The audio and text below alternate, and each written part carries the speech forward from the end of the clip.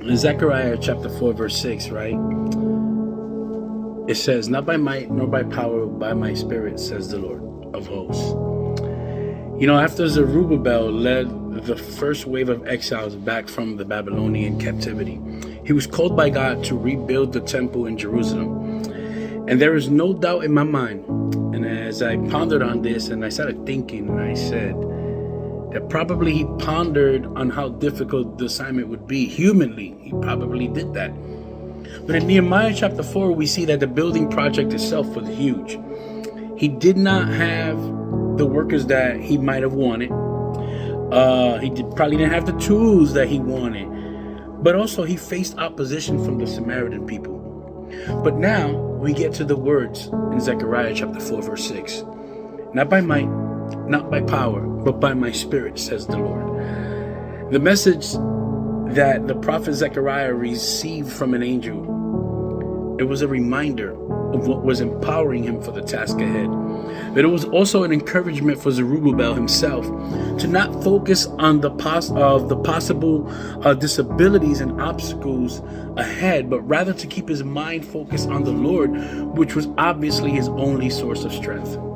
However, the angel's message not only speaks to him, but it speaks to anyone and all of us as well.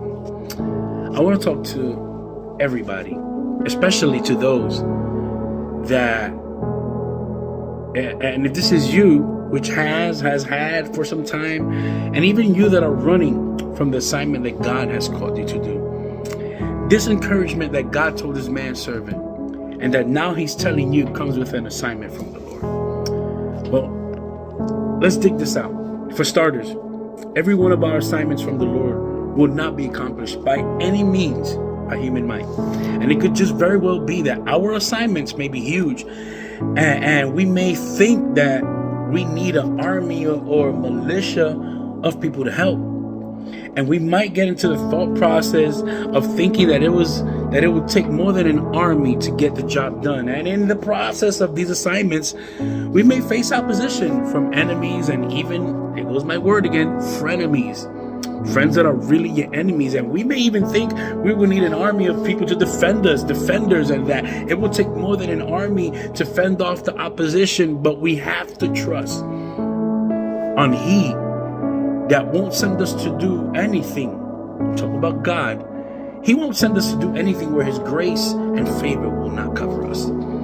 Now, that you heard me tell you that our assignments from God will not be accomplished by human power, it's important that you understand that the assignments may seem overwhelming, and we may think that we will need to summon great strength and summon great energy from some sort of outside source, and that it will take more than human means, and that it will take more than human agency to accomplish the task. And even though the power of opposition may be imposing, and we may think that we would even need some greater power to overcome, the fact is still there, and that fact is that it will take more than human power in order for us to succeed. Why is this, Johnny? Why is this?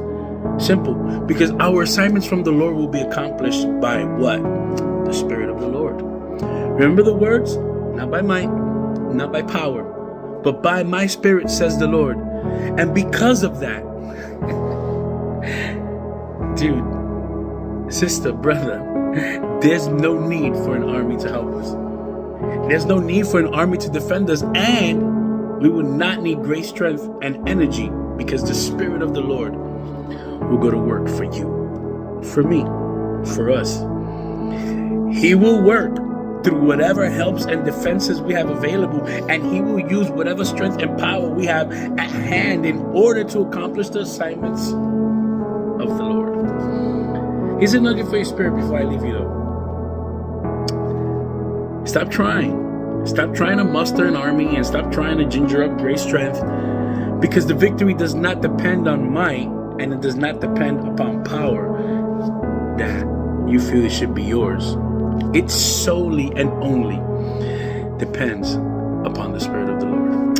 Think about it. God bless you.